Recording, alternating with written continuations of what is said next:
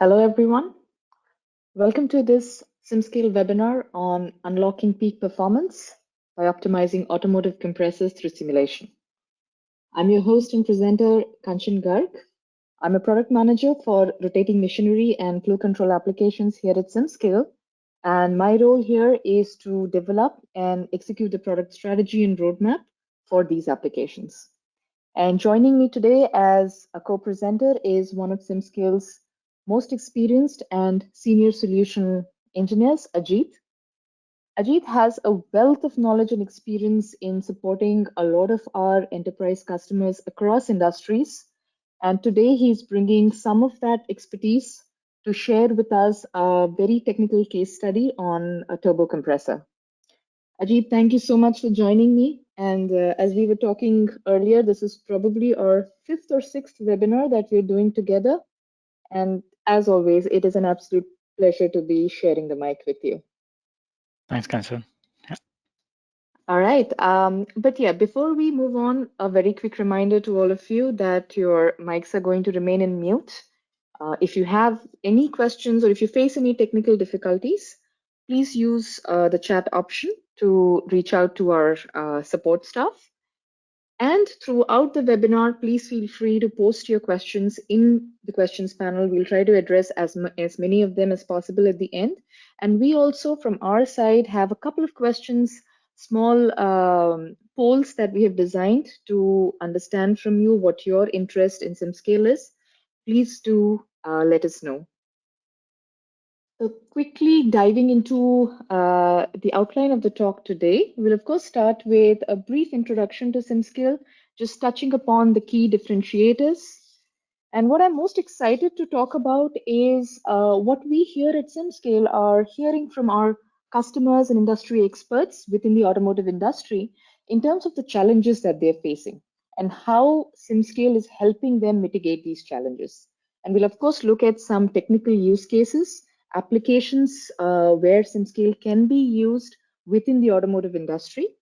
And we will be driving home this point by going into more technical discussion product overview by using a turbo compressor as a case study.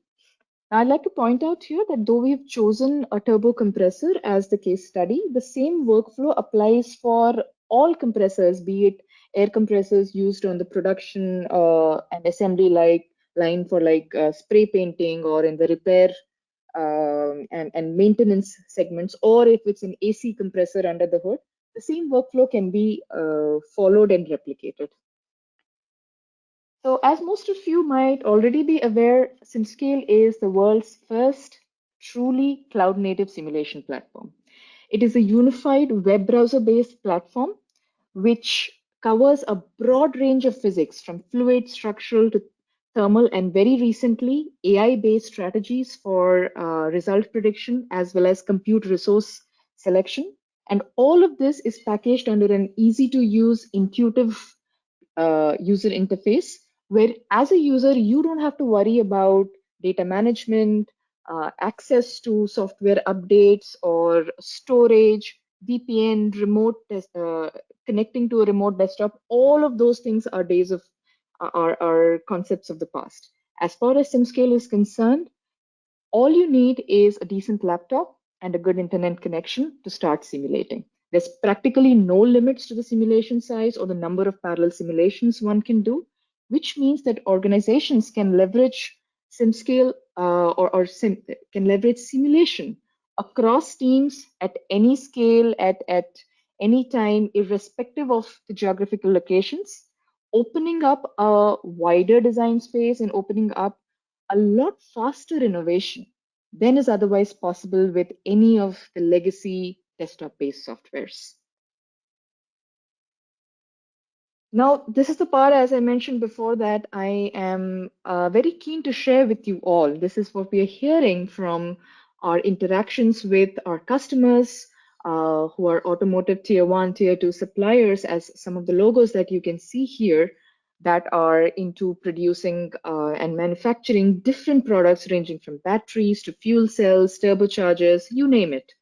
And what we constantly hear from them, as well as from other industry experts that we interact with, is that there is a swift change in the technological landscape driven by electrification and a focus on sustainability, using renewable sources of energy, which has put a lot of strain on the design cycle time. There is significant reduction in the time that organizations get to respond to RFQs. They have to put up with steep competition as well as increased expectation from the OEMs that desire that the design should be at least 70 to 80% ready even during the RFQ time. If any of you are here working for these automotive companies, I'm sure you will identify with what some of our customers have told us. Things like development timelines have reduced by half. RFQ responses are expected within 4 weeks, and the OEM expects that the product should be at least 80% ready. So, faced with all of these technological challenges, what companies need now is the ability to innovate faster, with confidence, with efficiency, and as early as possible. And that's where SimScale comes into play. That's the main focus, or that's the main offering of SimScale for our automotive engineering customers, is the ability to continue to innovate early and often throughout the design process. And how we do that is through the cloud native paradigm, where there is absolutely no restriction on the number or size of simulations. All the HPC orchestration is taken care of by the platform, leading to significant reduction in simulation lead times and compressed design cycle times overall. We also have a lot of inbuilt collaboration features, which means that any kind of design analysis or design iteration is no longer siloed within teams. It's easier and faster for the CAD designer to interact with the simulation expert, to the prototype engineer to go back and forth and iterate on the design and arrive at the final product much faster. And we also recognize that safety, durability, and reliability of the products that are developed using simulation is utmost. So there is absolutely no compromise on accuracy, which is why we invest heavily on cutting edge, high accuracy simulation techniques, and very recently backed by AI, both on the generative and optimization side. And you can read for yourself what some of our customers have to say about us. Things like, we could not have developed this new product so fast without SimScale. Now, I also would like to talk about the technical use cases where you can use SimScale. Looking at only the automobile itself, for example, on the structural side, you can use SimScale to analyze the peak stress and thermal performance of the wheel structure or manifolds, rotating components.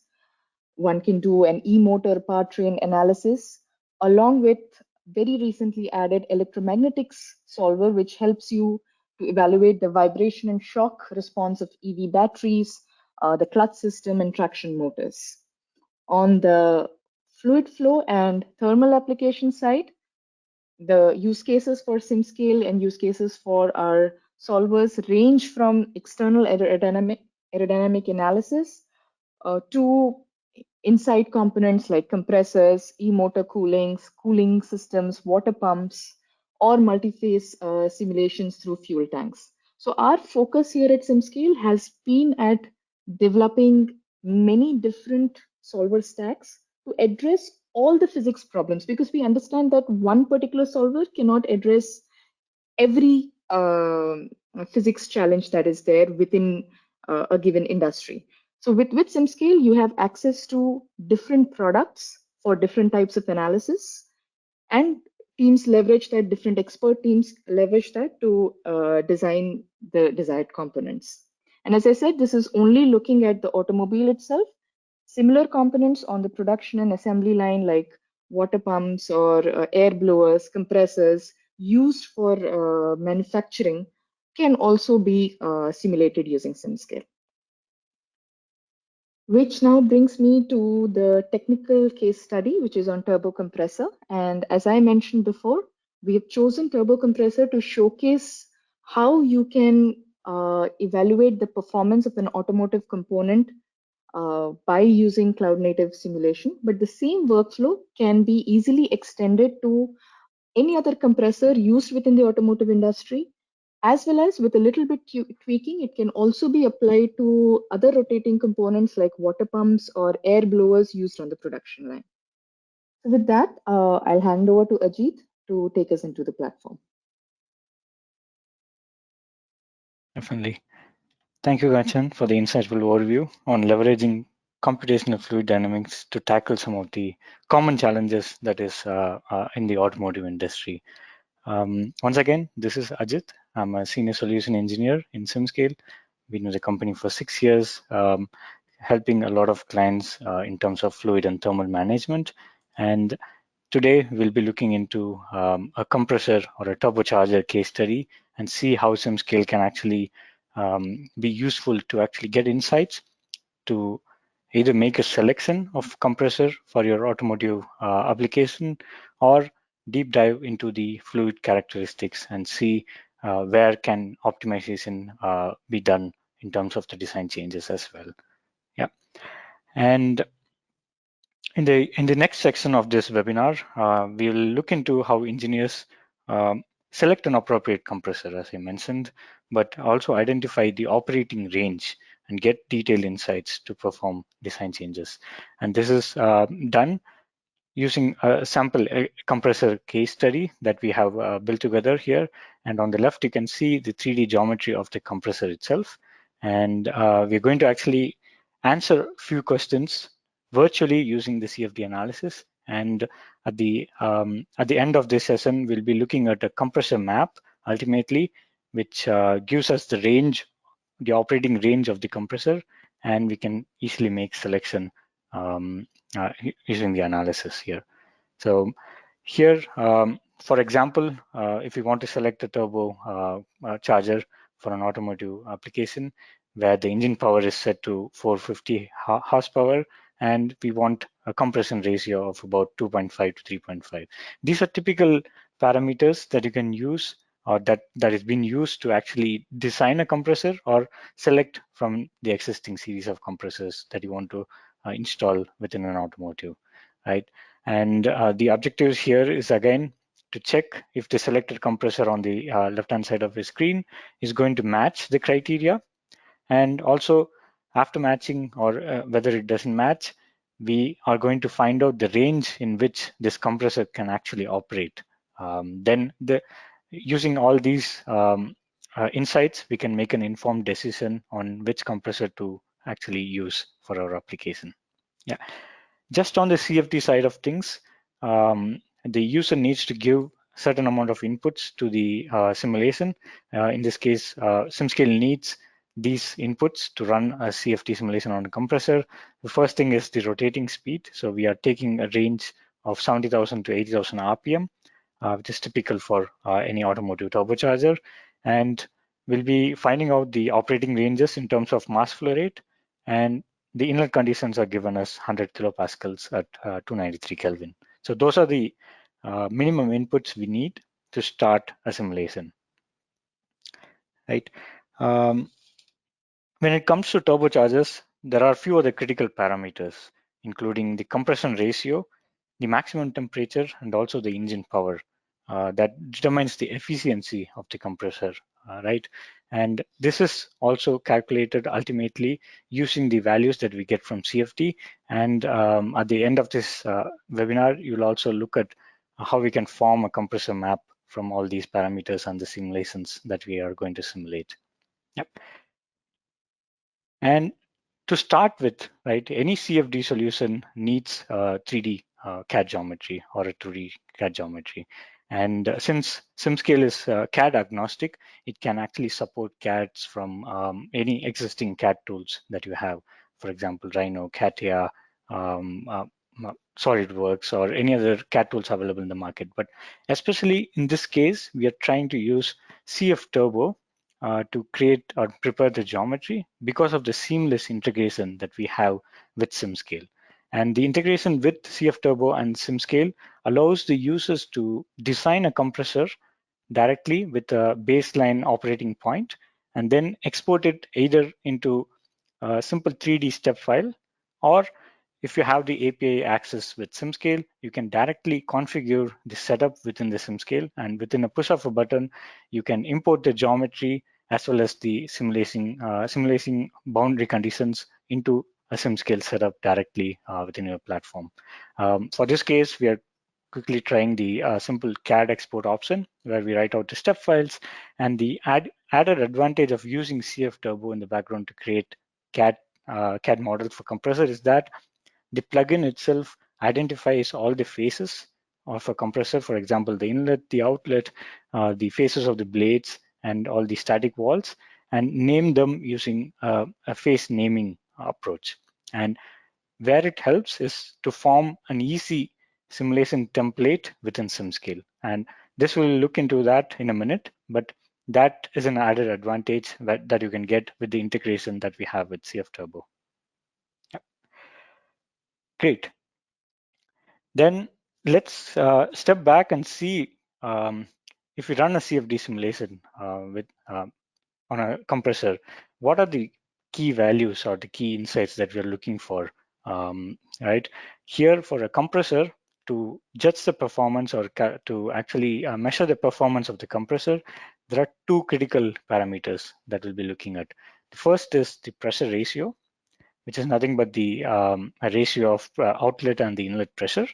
And using the pressure ratio, we can directly calculate the isentropic efficiency. And these formulas are based on the ISO 5389 standards, which can be then used to form the compressor map ultimately at the end. So in terms of CFD, once when you run the simulation, you'll be directly getting out the values of inlet, outlet pressures, inlet and outlet temperatures, mass flow rate, and a little bit more variables that we can deep dive when we are in the SimScale platform itself. And using these values, again, as I mentioned, we can form the pressure ratio or the compressor map and the efficiency map as well. This way, we can see if the selected compressor is fitting within the operating range that we want, and also whether it will match the engine power at the end as well. Without further ado, let's quickly jump on to the SimScale platform and see how we can set a compressor simulation, get some design insights, and also see if we can make design changes and start multiple simulations at the same time. Yeah.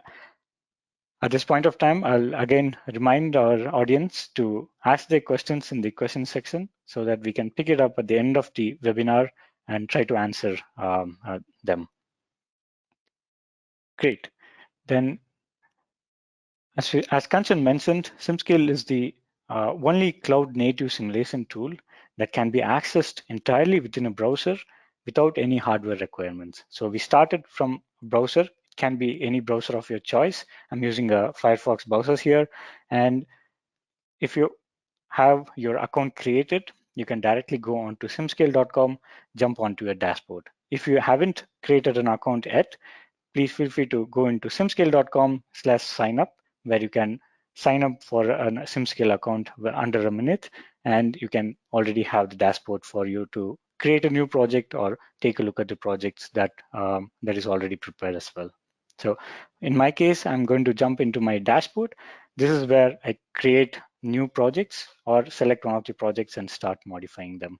As Kanchan mentioned, you don't need to worry about any data or memory management in the background, because we know CFD simulations of such complexity is going to generate a huge amount of result data, and the storage is also taken care in the background by SimScale.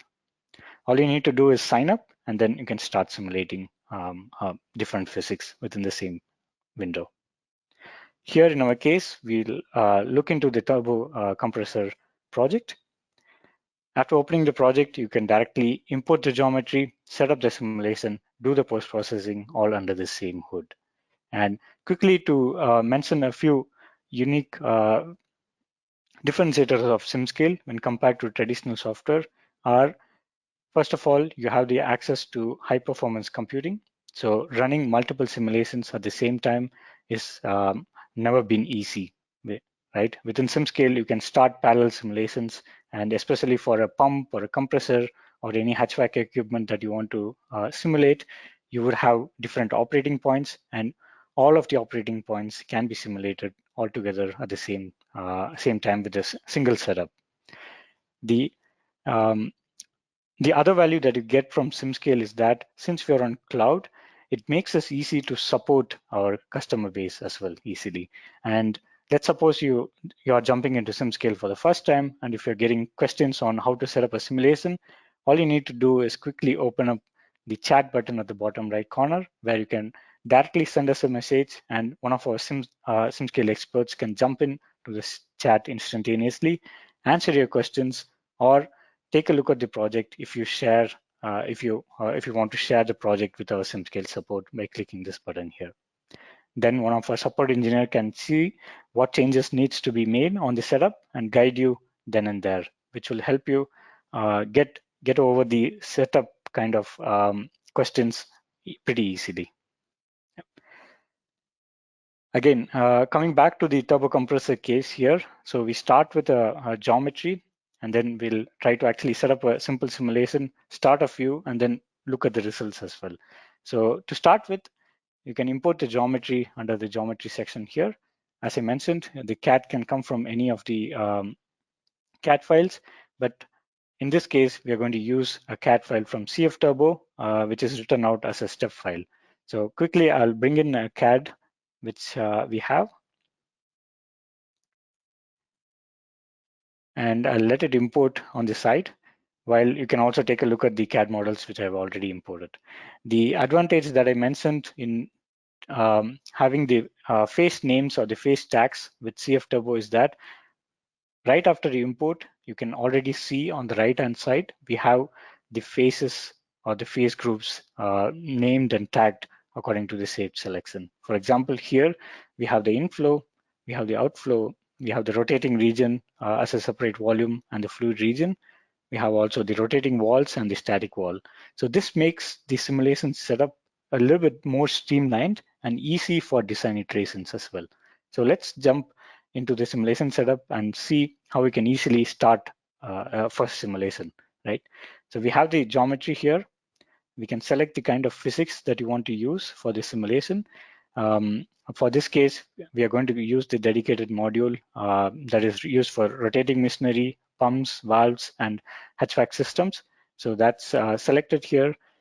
But as you can already see, SimScale not only supports the fluid side of things, it can also support structural simulations where if you want to calculate a blade heat transfer or check out the thermomechanical stresses, then you can also jump into the structural side of things. For now, we'll create a simulation simply. And here we're going to have a compressible flow in our system. So we turn on the compressibility, and here on the materials, we're going to use air as a material. From the right-hand side, from the selection, you can directly select the fluid region and then start building up or putting out the boundary conditions here. In this case, it's a really simple boundary condition. We have a pressure inlet at the inflow with 100 kilopascals and 20 degree or 293 Kelvin at the inlet. We do the same for the outlet. So we have a velocity outlet. We're going to give a mass flow rate. And for now, I'm just going to use one of the operating points and select the outflow for the phase.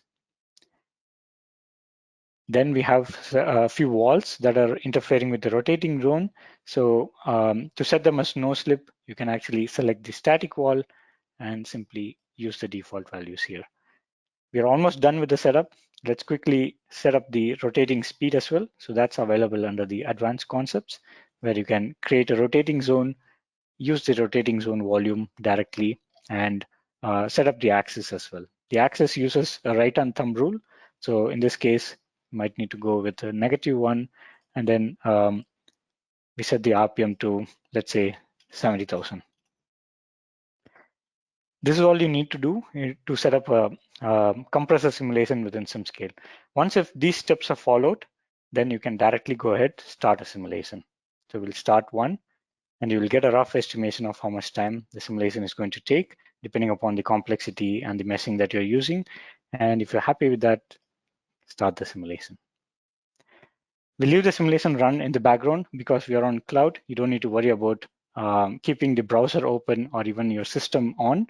You can have multiple simulations running at the same time, but we'll jump onto the setup that I've already run and see the setup again. So as a summary, you have the geometry, you need to set up the materials, you set up the boundary conditions, the rotating zone, and you can start the simulation, right?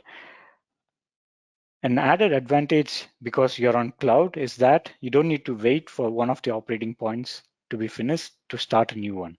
So in our case, we want to try a range of flow rates to see whether our compressor is fitting within the selection criteria, right? In that case, instead of starting one operating point, I can quickly open up a parametric input where I've already populated the different flow rates. And now after applying, if I start, I'm going to start an experiment, and that's going to start all the flow rates in total 7 for this case in parallel. So you can directly see it'll pop up at experiment 3, and all the flow rates are running in parallel now, right? I'll let these simulations also run in the background, but we can take a look at the results quickly as well. So when it comes to turbochargers, we are keen about a few critical flow parameters that are interesting for us. So let's take the highest RPM that we have and say, I want to look at one of the flow rates, right? We pick up one of the flow rates, we jump into the post processor, and once when the results load, you'll start looking at the insights such as the Mach number, the temperature distribution on the blades, and the housing of the compressor. And we'll also look into wall shear stress because that is also a key aspect of checking whether some parts of your compressor is subjected to extreme pressure gradients or temperature gradients, and those can be optimized in the second design as well. So here we have on screen the results from the simulations that we have run already. And first thing I will check is to see if my flow has any unwanted recirculations, right? This is easily visualized using the particle trace, where you can already see the rotation of the flow. And after a few seconds, when the flow is complete, you can directly see some of the regions where um, the neck of the compressor, where the outlet is fixed. These are the hotspots where recirculations might occur, but in this case, it looks all fine. So we'll start checking the other variables or other parameters. For example, here I'm really interested in checking the tip speeds of the impeller or the compressor blades. So I'm going to slice the model at the blade and plot that with Mach number. This way you can directly, first of all, see how the Mach number distribution is formed within this particular operating point. And looking at the distribution, you can directly find out the tip speeds of the compressor as well. One other interesting insight that you can get from these kind of design studies is that you can plot the temperature or the pressure values on the surface of the compressor. So I'm going to plot my color with pressure. And I'm going to look for anomalies within the system where you could expect like high stresses on the blades or on the housing. So here, if you look at the pressure distribution, we have a good pressure distribution until the eye of the impeller, and there's also the gradient, which is good, and especially at the region where the outlet pipe is connected, you can definitely see a lot of stagnation pressure happening, and this in turn can actually increase the amount of stress the blade is subjected to, right? The other way of checking that is also plotting the wall shear stress. That will also give you the regions where you have highest shear stress. So instead of plotting it on the part, what I'm going to do is have an ISO volume and see if the wall shear stress is actually way over my critical limit or the allowable critical limit, right?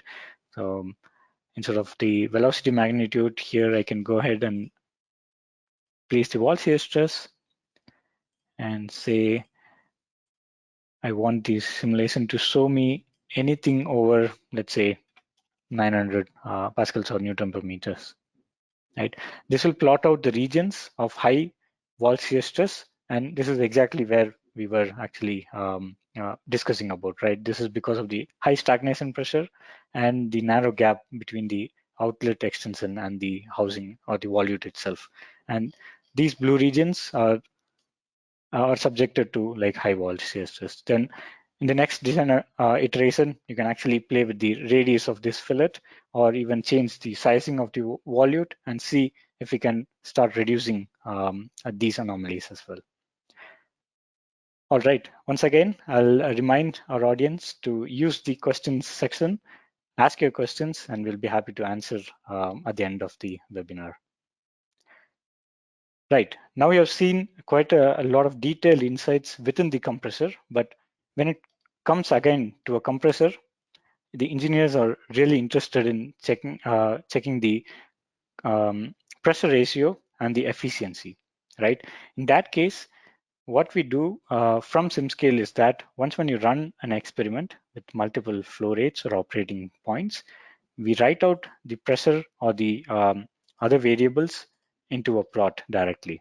So here under the area averages, I'm going to see how the pressure actually looks like with the varying flow rate. And this 2D plot will already give you a little bit about a lot of insights, but you can use this plot as a CSV file if you want to download and start plotting the compressor map as well, which is what we are going to do in the next few minutes, right? So before jumping onto the compressor map, I'll quickly recap what we have done. So we have imported a geometry. We have set up a baseline setup with 3 different RPMs. And now we are collecting the data in terms of pressure, inlet and outlet pressure, inlet and outlet temperature, and we're going to use this data to form the compressor map that is helpful for selecting the compressor at the end. Right. Great. I'll leave the simulations to run in the background, but quickly show you a simple script that picks up all the results from the simulations that you have run and that puts together the compressor map directly.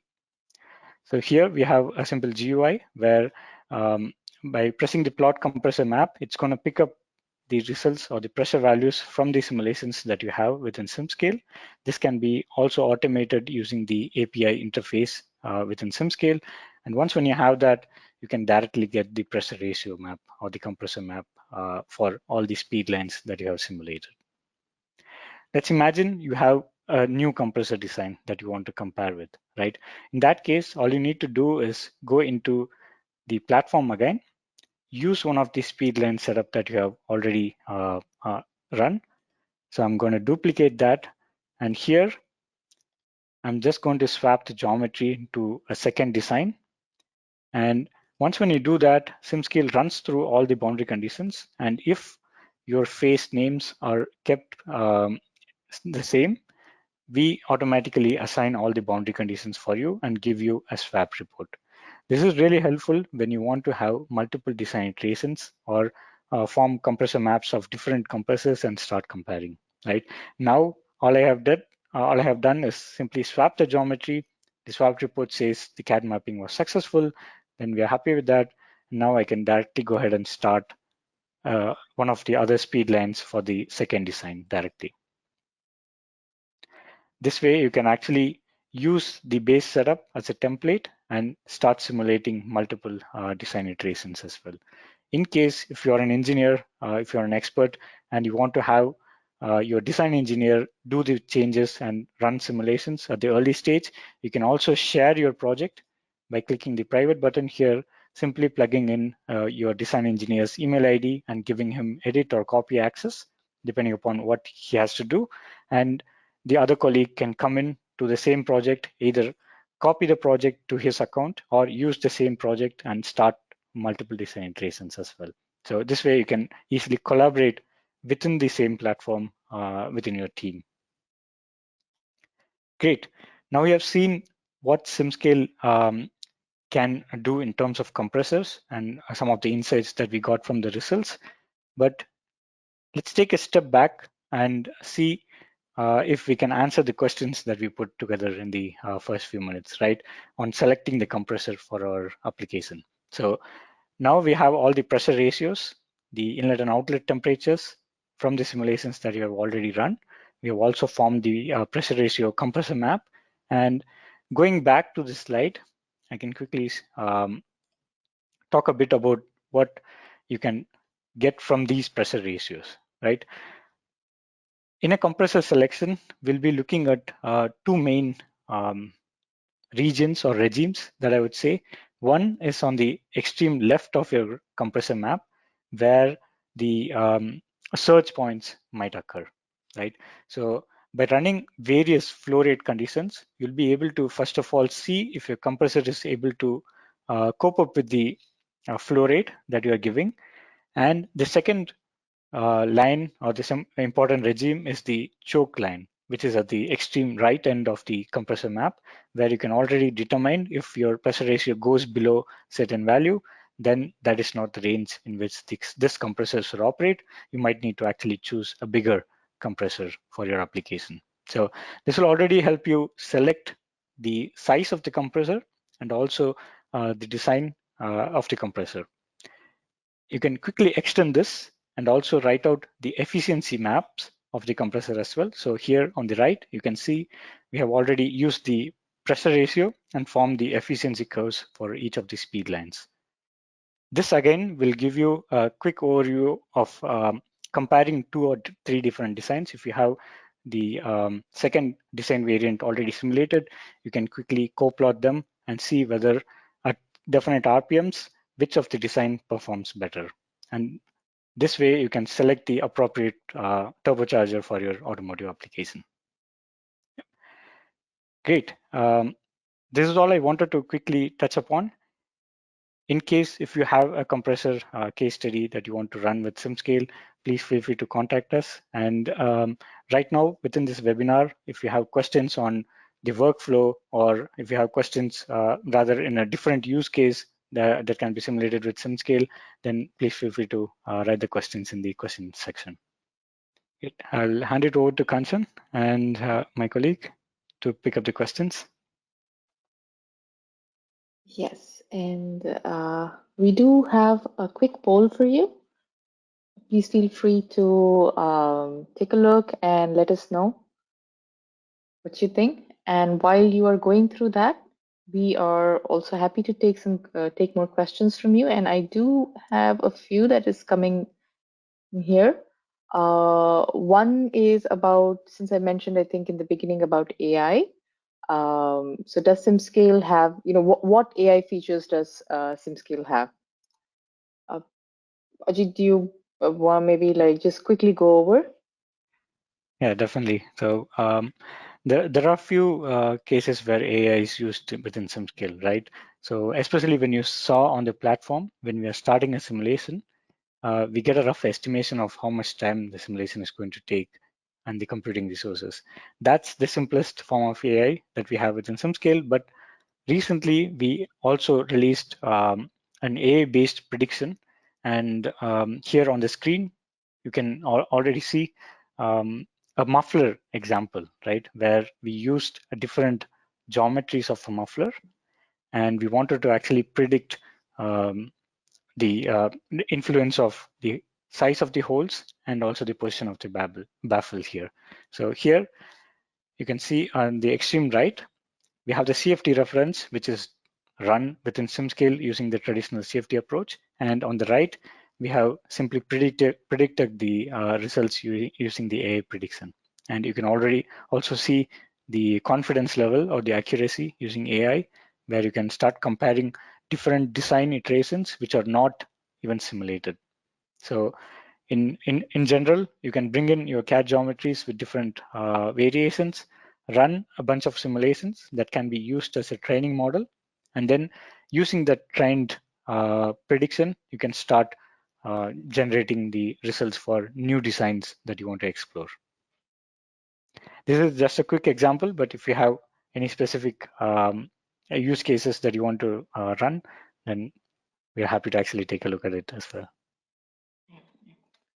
And there's another poll. Please take your time to go through that and let us know what you think about the main problem that you face in compressor simulations. And talking of compressor simulations, Ajit, I think you and I have faced this particular problem when we work with a lot of our customers is the extreme flow rates, which is basically the surge and choke points. Typically, it's a bit difficult to capture these points. These are very highly uh, transient flow and separation happening here. So, are there any best practices that one needs to keep in mind when basically how does one get the full range? Mhm. I just want to share this experience, I think, myself. So, as a best practice. Yeah, I think it's an interesting question, right? When it comes down to compressors, the points that Kanchan mentioned on finding the low and the high flow rates, the choke and the surge cases might be challenging. What you can do, according to best practice, is that you can pick up one of the mid flow rate, you can run them, and then also see if you can use a volumetric flow rate for the choke lines. That is one of the best practices that we tend to follow. And the other way of actually tackling this challenging physics is to use the transient simulations. And here we get like a added advantage using SimScale because we're on cloud. You don't need to worry about the run times for transient simulations. The solver behind all these rotating machinery use cases is very capable of running transient simulations even at a faster speed, right? So within SimScale, within the setup, all you need to do is toggle on the transient simulation and rerun the case. And for this case, if I can go back to this slide concern quickly. So Yeah. I just want to show the runtimes for these simulations, right? So in total, we ran 7 different mass flow rates and for 3 different speed lines, so 70,000, 75, and 80,000. And Hmm. all of them started in parallel, took about one hour of runtime, right? That's the typical range that you can look into for these kind of analysis. Although I should say that for challenging cases where you have complex curvature for the blades, it might take a little bit more, but the beauty of having a parametric input is that you can run all the operating points at the same time. Yeah. So you are cutting down the total runtime by a factor of 7 in this case because you're running 7 mass flow rates, but it can be hundreds of simulations at the same time as well. Thank you, I Ajit. hope that Thank you for answers the touching on question. that. Yeah, thanks. Yeah. We just have just enough time for a couple of questions. One of them was more about the webinar setup, asking if the webinar recording would be shared. And I just want to quickly inform everyone that yes, absolutely. We'll take about a couple of days to prepare the recording, and it will be shared with all of you via email. And also, all of our past webinars as well are accessible on our website. If you go to simscale.com resources and click on webinars, you can see more topics that may be of interest to you.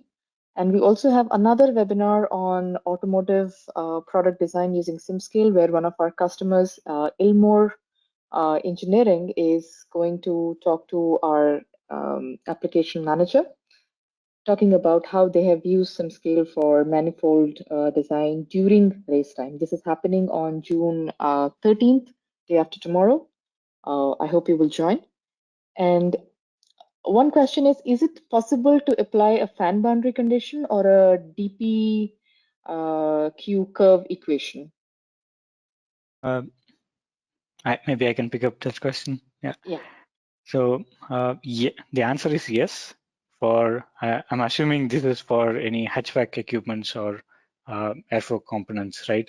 So if you already have a fan curve, which is nothing but the flow rate versus the pressure drop, you can use a boundary condition with the fan input and simply upload the table directly into SimScale. Thank you, G. I hope that question is satisfactorily answered. And with that, we are up on time. If you have any follow-up questions, you have our email IDs. Please do feel free to reach out. And thank you everyone for joining. It's been really interesting here talking to you all. Once again, thanks a lot for listening, and we'll see you the next time.